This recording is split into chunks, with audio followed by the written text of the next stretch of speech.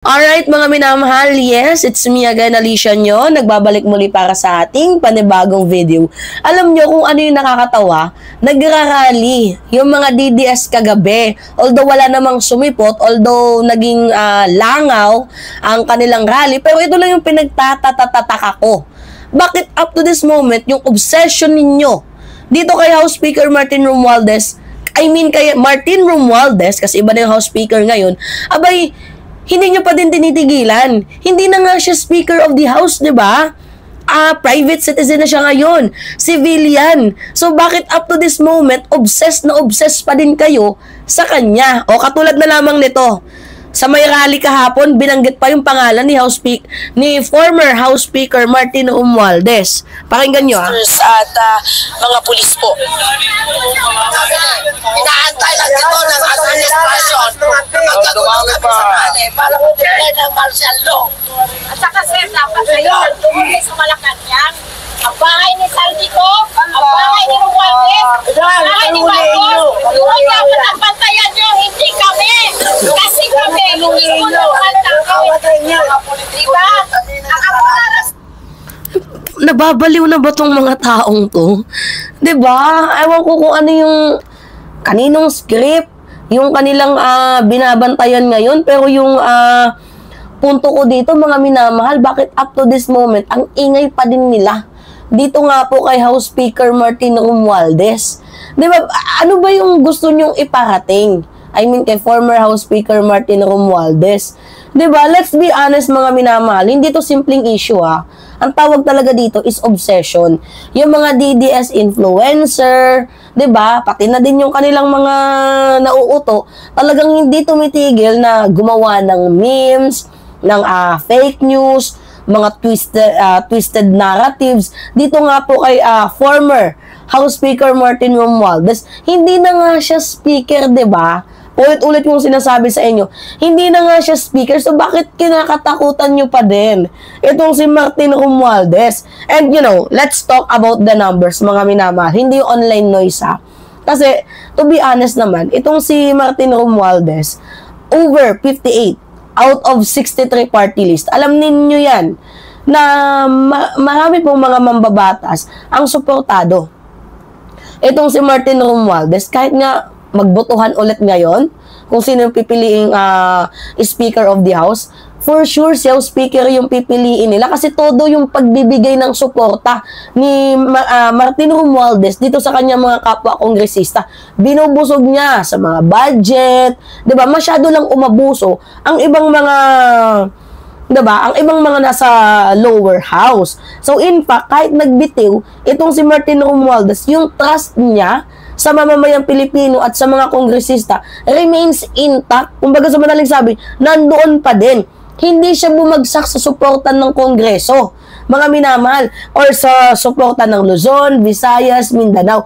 Lahat talaga may respeto kay Martin Romualdez. Sinisira lang ng mga DDS yung narrative or yung kwento tungkol sa kanya, yung mga troll type, diba, troll farm na mga DDS, sinisira yung kanyang reputation. Pero in terms of support, Luzon, Visayas, Mindanao, yes, support itong mamamayang Pilipino kay dating Speaker Martin Romualdez. Although, para sa accountability and transparency, abay, hinayaan niya, nag-give up siya. Kahit ayaw natin, diba, nag-give up itong si Martin Romualdez para maging private citizen na lang. Kasi, dinaw niya yung sarili niya for public accountability and for transparency. Inalis niya, nagkusa siya. Buti nga itong si Speaker, may pagkukusa, di ba? Pero itong si Sara Duterte, wala. And beside mga minamahal, alam ninyo, yung mga nakaraang, siguro balikan natin way back 2022. Itong si House Speaker Martin Romualdez, naging campaign manager yan ni Sara Duterte at mismo si Sara, di ba? May video pa nga na nagpapasalamat on the record na nagpapasalamat si Sara Duterte dito kay former House Speaker Martin Romualdez, at siya pa nga yung unang nagsulong na, 'di ba, gawin at iinduso bilang speaker itong si Martin Romualdez. Tapos ngayon naawayin niya. Ito, may balita nga ako papakita sa inyo mga minamahal. You know, Sobrang linaw. Martin Romualdez will be next speaker. Diba? Madami pa dito. Feeling blessed pa nga si Sara. Visit na yan. Feeling blessed. Sara Duterte thanks Romualdez for support. Food during campaign. Ito yung tinutukoy ko sa inyo kanina. Diba? 58 out of 63 party list na mga mambabata suportado dito kay House Speaker. Noon and up to this moment, suportado nila itong si House Speaker Martin Romualdez. Kaya ngayon, diba, itong pinagtataka natin, kung DDS ka, bakit mo binabanatan si Martin Romualdez? Si Sara Duterte naman ang nagbigay ng suporta sa kanya na makaupo dyan sa pwesto na yan. Ano to? Limot-kalimot? Kalmot-kalimot? Diba? Kasi up to this moment, di man nila talaga kayang aminin, mga minamahal, mayroon pa din talagang power. Itong si Romualdez, kung sakali nga, kung papabalikin yan, madami magbobotohan ng speaker ngayon, siya pa rin talaga ang pipiliin ng ating mga kongresista. At ito yung pinaka nakakatawa sa parte ng mga DDS. Alam ba ninyo na mismong si Duterte noon ang nagsabi na itong si House Speaker Martin Romualdez is a intelligent person and deserving person dyan sa pwesto na yan. Pero ngayon, tingnan ninyo, diba? Dahil magugulo tong mga DDS, sila na mismo bumabanat sa kanya. Parang tila baga, wala ba kayong mga isang salita? Diba? Ano yun? Political amnesia? Kalmot-kalimot? Pag hindi na nila napapakinabangan, tsapwera na nila. Pero tingnan ninyo, itong si Martin Romualdez, diba? Very vigilant, very workaholic. Sobrang silent niya nga lang, di nga yan nagsasalita Pero nakikita naman natin, yung gawa niya kumikilos. Diba? Hindi katulad ni Mark Villar, tahimik daw, pero sumisigaw ang gawa. Nuk-nuk mo, bulok, huy. Walang ganun. Hindi namin nakikita, hindi namin nakaramdaman. Nag-ingay ka nga lang ngayon dahil involved ka sa flood control anomaly. Siya yung tipo na hindi bossy. Itong si Martin Romualdez at hindi siya pala bintang. So, at the end of the day, di ba, no evidence, no crime pa din. Kasi binagbibintangan na siya daw yung reason ng insertion sa 142 billion yung house daw. Pero ang totoong pumirma niyan, walang iba kundi itong si, tawag dito, itong si Cheese Escudero. Wait, I'm gonna drink water first. Medyo tawag dito, inuubo tayo. You know what, mga minamahal, kahit walang spotlight, itong si House Speaker Martin Romualdez, every political moves na kanyang ginagawa, talagang nag-ripple nationwide dito sa bansang Pilipinas. At yan yung kinakatakutan ngayon ng mga DDS, yung isang leader na marunong mamuno, marunong magplano, hindi puro drama. Habang yung party list naman, mga minamahal, ni Yeda, na asawa niya yung Speaker Martin Romualdez, ganun din yung ginagawa. Tuloy-tuloy din sa libo-libong pagtulong sa medical, sa serbisyo, emergency assistance. So, iba yung tandem nilang mag-asawa. Yan ang kaibahan ni Romualdez sa mga DDS. Yung mga DDS, para post, ng paninira. While itong mag-asawa, workaholic, todo trabaho para sa mga kababayan nilang Pilipino. Yun yung dapat dinidelivered natin. Kung wala ka naman ding magandang nagawa, huwag ka na lang manira.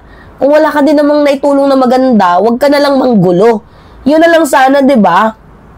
Lahat ng bintang nila, zero evidence. Kumbaga sa PNP pa, no crimes, no evidence. Di ba? So, wala silang ebidensya, bintang lang, puro ingay lang. Kasi yan yung gawain ng mga talunan. Kasi kapag hindi nila natapatan yung achievement mo, ang gagawin nila, sisiraan ka na lang nila. And hindi na bago yun kasi trabaho na talaga nila yun. And before pa i-announce ng ombudsman, mga minamahal, ang public access ng SALN, si Martin Romualdez very vocal na dyan. Sobrang open na niya yan. At saka wala siyang secret, no fears, wala siyang kinakatakot. Kasi yung transparency, mga minamahal, is his habit. Habit niya na yun diba, na maging transparent siya sa mamamayang Pilipino at hindi niya ginagawang PR stunt.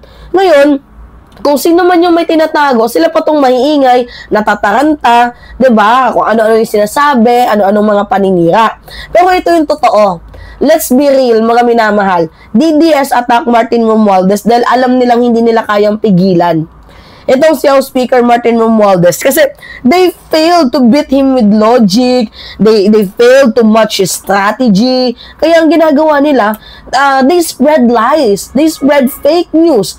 Yan yung armas nila eh. Lalo na sa panahon na ngayon, social media yung labanan. 'Di ba? Pero truth will always win at the end of the day. At sa dulo, lumalabas din ang tunay na naglilingkod kung sino nga ang ba yung totoo para sa mamamayang Pilipino. Ang kinaibahan lang nila, more on sokmid sila nag-iingay, while itong government natin, more on works. 'Di ba? More on yung body language na, puro trabaho. Which is supposedly, ganun dapat kasi they are public servant. Did you get it, guys? They are meant to serve the public. Hindi ko anong kineme-kineme ginagawa ninyo. Hindi epektibo ang paninira, mas nagiging talunan patuloy kayo niyan. Kung hindi nyo kayang tapatan, bakit hindi nyo na lang sabayan? Gets ninyo, mga minamahal? Hindi nga natin kailangan ng isang laking paninira, 'di ba, mga minamahal, para maging matagumpay kayo. Ang kailangan lang ninyo diyan, achievement. Kung hindi nyo kayang tapatan ng achievement, edi pakita lang ninyo na behave kayo. Pakita na lang ninyo na tumutulong kayo. Kasi track records, yung makakapagsabi sa inyo kung totoo nga bang tumutulong kayo. Hindi yung paninira or yung mga atake ninyo. Gets ninyo, mga minamahal? Pati ba naman sa rally, na-bring up pa yung name ni Romualdez? Nakakaloka. Grabe, what a twist. Alright, mga minamahal, kayo. Ano masasabi nyo dito? Anyway, pahingin lang ako ng comments, likes, and share. And also, don't forget to click the subscribe, mga minamahal. And always hit notification bell para lagi kayong na-update sa mga video na ina-upload natin. So, by the way, thank you sa nag-comment ng strap sales. Yeah. Gumagamit ako nito para mabawasan yung kapausan natin at yung pag-ubo-ubo. Alright, ingat mga kababayan.